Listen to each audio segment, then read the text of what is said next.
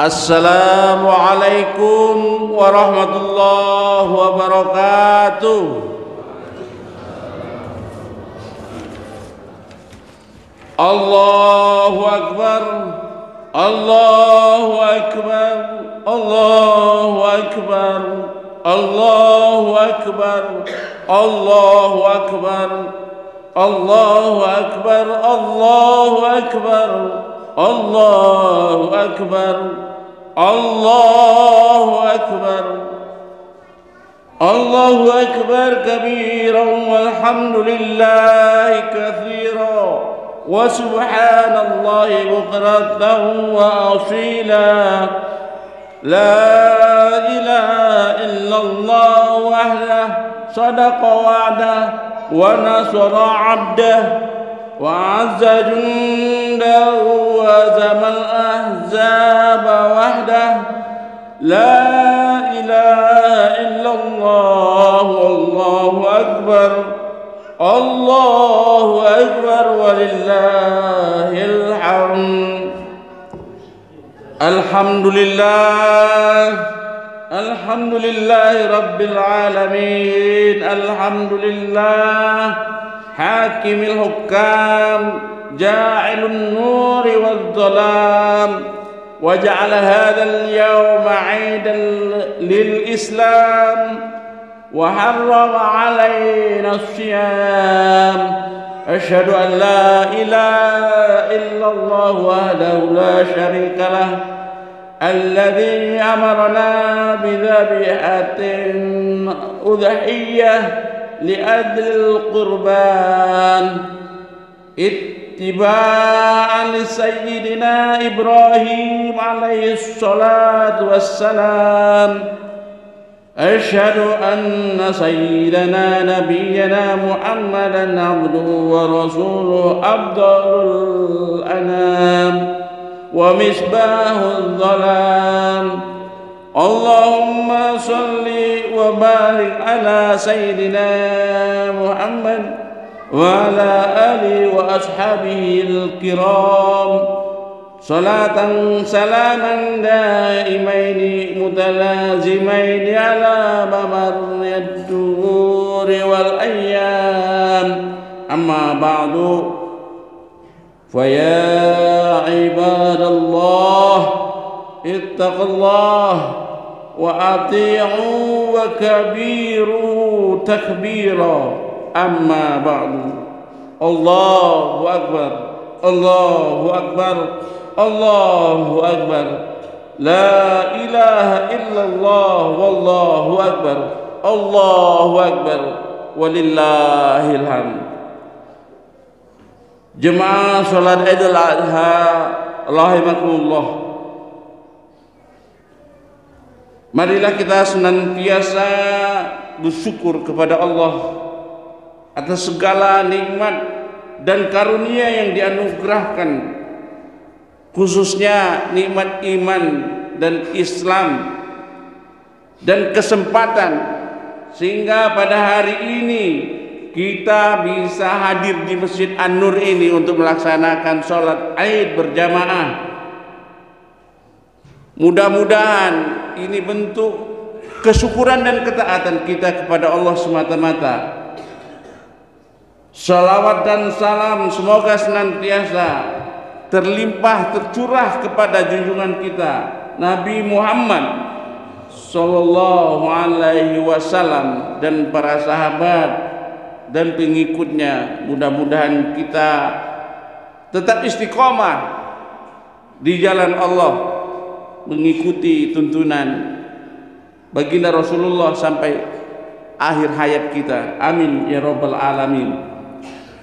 Hadirin jemaah salat Idul Adha rahimakumullah, pada hari ini tanggal 10 Zulhijjah 1404 Hijriah, seluruh umat Islam di belahan bumi mana saja, di desa-desa, di dusun, di kota, di lembah-lembah, di mana semua alam ini, alam malakut, alam ruh Ini takbir, tahmid, tasbih, tahlil, berkumandang, mengagungkan asma Allah, Allahu Akbar, memuji hanya Allah, Maha Suci Allah. Hari ini setan berputus asa, yang tugas mereka menyesatkan Bani Adam. Hari ini mereka bersedih karena semua umat muslim, orang beriman di mana saja mereka memuji Allah. Dan dalam kesempatan yang berbahagia ini, kita pun bersama-sama takbir, tasbih, tahmid, tahlil, mengingatkan kepada Nabi Muhammad dan Nabi Ibrahim sebagai momentum di mana hari ini terjadi suatu peristiwa yang diabadikan di dalam Al-Quran, yaitu pengorbanan seorang ayah, Nabi Ibrahim alaihissalam, yang diperintahkan oleh Allah untuk menyembelih Ismail. Allahu Akbar, Allahu Akbar, Allahu Akbar, walillahil hamd. Dan ingatlah ketika Ibrahim diuji Tuhannya dengan beberapa kalimat, lalu Ibrahim menunaikannya. Allah berfirman, sesungguhnya aku akan menjadikanmu imam bagi seluruh manusia. Ibrahim berkata, dan saya mohon juga dari keturunanku. Allah berfirman, janjiku ini tidak mengenai orang-orang yang zalim. Beberapa kalimat Imam Bukhari dalam tafsir menjelaskan yang dimaksud dengan ujian beberapa kalimat dalam ayat ini adalah perintah dan larangan. Di antara ujian yang menimpa, yang diuji kepada Nabi Ibrahim alaihissalam adalah Nabi Ibrahim dibakar hidup-hidup oleh Raja Namrud. Nabi Ibrahim diperintahkan untuk khitan saat usia lanjut. Nabi Ibrahim alaihissalam diperintahkan menyembelih putranya Ismail dan lain sebagainya. Ujian yang dihadapi Nabi Ibrahim alaihissalam dalam mewujudkan ketaatan kepada Allah, sehingga Allah pun mengabadikan di dalam Al-Quran, qad kanat lakum uswatun hasanah fi Ibrahim walladzina ma'ahu. Sungguh telah ada contoh teladan bagi Ibrahim dan orang yang bersamanya. Allahu Akbar, Allahu Akbar, Allahu Akbar, walillahil hamd. Jamaah salat Idul Adha Masjid An-Nur rahimakumullah. Pada kesempatan khutbah kali ini saya akan menyampaikan ada beberapa hal yang menjadi hikmah pelajaran untuk kita ambil dalam peristiwa peringatan Idul Adha ini yang dikisahkan dalam Nabi Ibrahim alaihissalam dan keluarganya. Yang pertama, Nabi Ibrahim hanya berharap, berdoa kepada Allah. Nabi Ibrahim hanya berharap kepada Allah. Nabi Ibrahim tidak memohon kepada apapun. Dan sebagai nabi yang diuji dengan kesabaran yang luar biasa, berbagai macam ujian beliau terima dari Allah, semua dia serahkan kepada Allah. Salah satu ujian yang beliau hadapi sampai usia lanjut, Nabi Ibrahim tidak mendapatkan keturunan, sudah uzur. Tapi dia yakin, dia bermunajat tanpa henti kepada Allah untuk diberikan keturunan yang soleh. Qala ta'ala Rabbi habli minas solihin. Bermunajat Ibrahim kepada Allah untuk diberikan generasi yang soleh, penerus. Walaupun secara logika medis beliau sudah sepuh, tapi karena beliau yakin bahwa Allah lah yang mengatur hidup mati, Allah yang ngatur semua rezeki, Allah yang atur. Maka itu Ibrahim berserah kepada Allah, bersungguh-sungguh memohon kepada Allah. Dari doa-doa dan keyakinan beliau mengajarkan kita bahwa kita harus meyakini bahwa hanya Allah yang mengatur hidup kita ini, hanya Allah yang mencipta, hanya Allah yang mematikan, hanya Allah yang menghidupkan. Kita tidak ada kuasa apapun di dalam hidup ini. Seandainya seorang raja dia bisa menahan nyawanya untuk tidak mati, sekali-kali tidaklah dia dapat lakukan, karena yang mengatur hidup dan mati hanya Allah. Untuk itu yakinan Ibrahim ini mengajarkan kita sudah sekian ribu tahun pelajaran ini sebelum Nabi Muhammad diutus. Nabi Ibrahim sudah mengajarkan ini untuk generasi setelahnya, yaitu generasi kita ini harus berkeyakinan terhadap pertolongan Allah. Setelah meyakini hal itu kepada Allah, wajib bagi kita sebagai hamba Allah. Di sini kita dapatkan Nabi Ibrahim alaihi tidak memohon kecuali kepada Allah. Allah mengajarkan kepada kita adab, di antaranya berdoa. Nabi Ibrahim itu berdoa kepada Allah, memohon agar diberikan sesuatu yang bermanfaat untuk generasi selanjutnya, melanjutkan generasi yang soleh. Dia minta anak yang soleh, Rabbi habli minas soleh. Untuk itu kita ambil pelajaran, kita bermunajat kepada Allah. Tentu kalau kita minta harta, maka ya Allah beri harta ini yang bermanfaat. Kalau diberi keturunan, ya Allah jadikan generasi ini adalah pewaris dakwah syiar. Itu yang dilakukan Ibrahim. Ibrahim tidak memohon sesuatu kecuali sesuatu itu bermanfaat untuk masa yang akan datang, dunia dan akhirat, generasinya yang generasi soleh, harta-harta yang bermanfaat. Allahu Akbar, Allahu Akbar, Allahu Akbar, walillahil hamd. Yang kedua, tadi Ibrahim berdoa hanya kepada Allah. Ibrahim selalu berbaik sangka, berhusnuzon kepada Allah. Dalam kondisi apapun dia selalu berhusnuzon kepada Allah. Allah pasti menolong. Ketika dia dibakar, malaikat menawarkan, hai Ibrahim, aku tawarkan, aku sampaikan kepada Allah nanti permohonan kau. Apa? Tidak, kata Ibrahim, aku langsung dilindungi Allah. Allah memberi pertolongan aku. Jadi Ibrahim ini keyakinannya luar biasa, totalitas. Dia berhusnuzon kepada Allah bahwa Allah bersamanya kapanpun, dimanapun.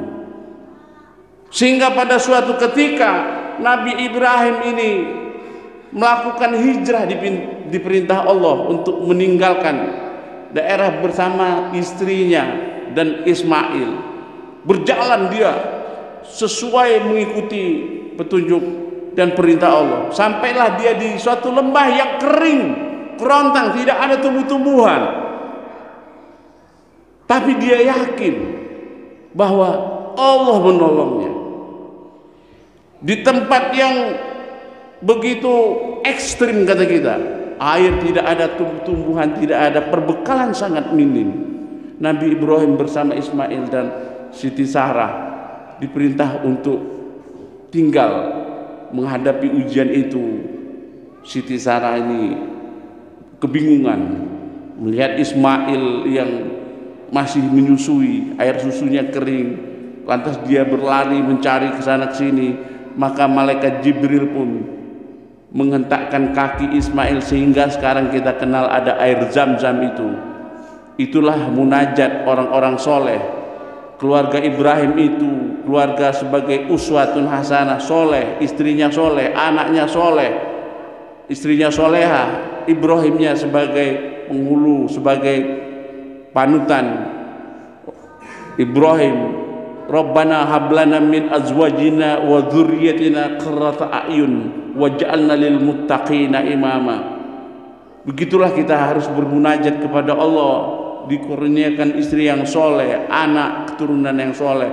Tentu kita menjadikan diri kita sebagai imam bagi keluarga yang soleh, maka insya Allah generasi itu terus akan dilindungi oleh Allah Subhanahu wa Ta'ala. Hadirin jemaah Idul Adha rahimakumullah, lihatlah bagaimana Nabi Ibrahim alaihissalam dan Siti Hajar dalam kondisi yang diperintahkan, yang di luar kemampuan logika dan kemampuan manusia sekarang. Dia bermimpi, diperintah untuk menyembelih Ismail. Ismail pun disampaikan, ya ibni, ya Ismail, aku bermimpi, aku diperintah untuk menyembelih. Kata Ismail, silakan ya Allah, ya ayahanda, kalau itu memang perintah. Jadi keluarga ini menerima perintah itu dengan gembira, melaksanakan ketaatan itu dengan penuh keyakinan. Sehingga Nabi Ibrahim ini mendapat julukan Khalilur Rahman, kekasih Allah. Karena dia cinta kepada Allah melebihi dari cinta dia kepada Ismail dan istrinya dan keluarganya, sehingga dia menjadikan Allah segala-galanya. Karena dia cinta kepada Allah, Allah pun cinta kepada Ibrahim, sehingga dia melaksanakan perintah ketika ingin menyembelih Ismail. Allah cinta, sayang kepada Ibrahim, digantilah dengan kibas. Itu wujud rasa cinta Ibrahim kepada Allah. Allah pun cinta kepada Ibrahim, digantilah dengan kibas. Itu keyakinan dan pengorbanan seorang ayah.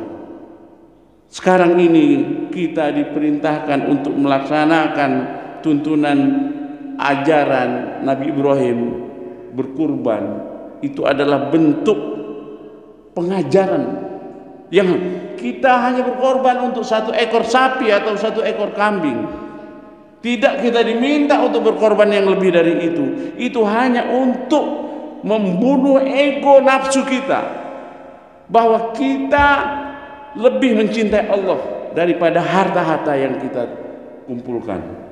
Inilah pelajaran yang luar biasa yang sampai saat ini kita ambil pelajarannya. Allahu Akbar, Allahu Akbar, Allahu Akbar, walillahil hamd. Untuk itu kita sebagai orang yang beriman, hendaknya kita selalu berbaik sangka terhadap Allah, terhadap ketetapan yang diberikan kepada kita, baik dan buruk yang kita terima. Karena hal itu menjadi pelajaran bagi kita umat terkini, akhir zaman. Kita diuji senang, kita diuji susah. Yang penting bagi kita lulus dengan ujian itu. Nablukum bisyarri wal khairi fitnah. Aku uji kamu dengan keburukan dan kebaikan. Ada yang diuji dengan kemiskinan, tapi lulus dia dengan kemiskinan. Ada yang diuji dengan harta, tapi justru dengan harta itu dia lalai, dia lupa.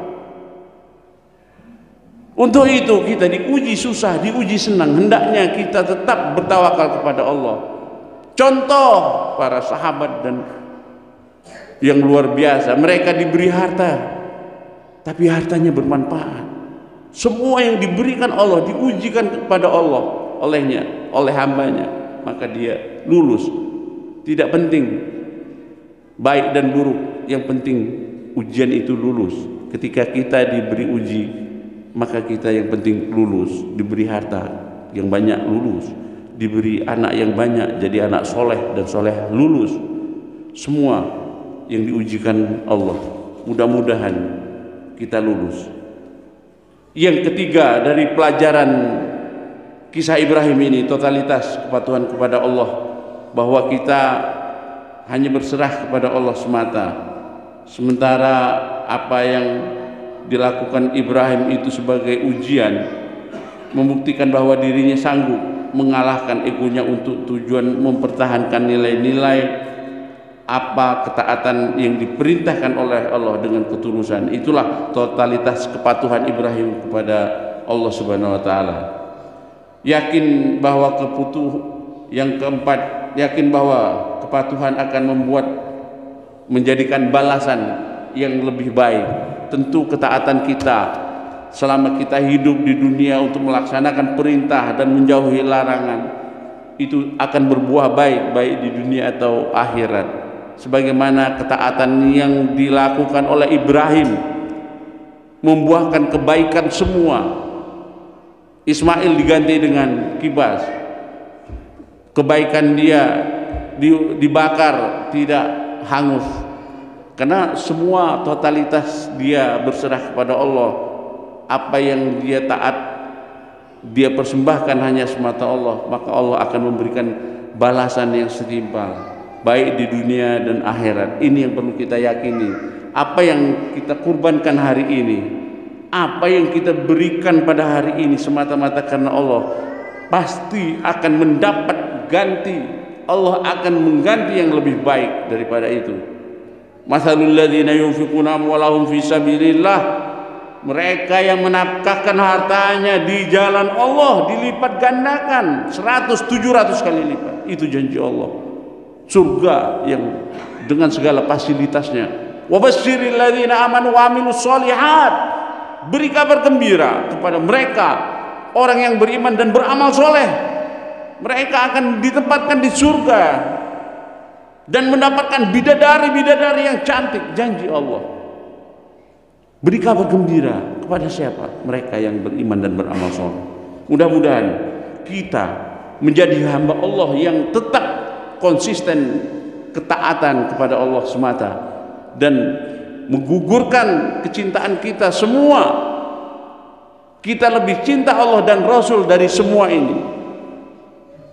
Qul in kana aba'ukum wa abna'ukum, katakan seandainya bapakmu, anak-anakmu, istrimu dan saudaramu, harta-hartamu yang engkau kumpulkan dari perniagaan-perniagaan yang engkau khawatirkan kerugian, dan bangunan yang istimewa, yang istana yang megah yang engkau khawatirkan, lebih engkau cintai daripada Allah dan Rasul, fatarabbasu, tunggu kata Allah.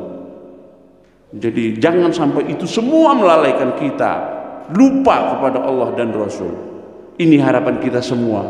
Sebagaimana nilai-nilai ini diajarkan oleh keluarga Ibrahim alaihissalam, Ismail dan seluruhnya. Mudah-mudahan ini menjadi nilai bagi kita dalam menapaki hidup kita.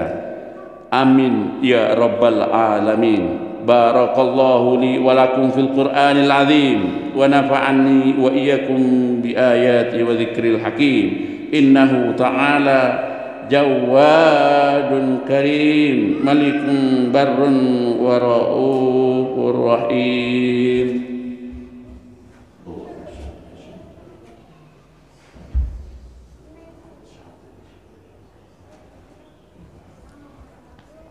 Allahu akbar, Allahu akbar, Allahu akbar, Allahu akbar, Allahu akbar, Allahu akbar, Allahu akbar.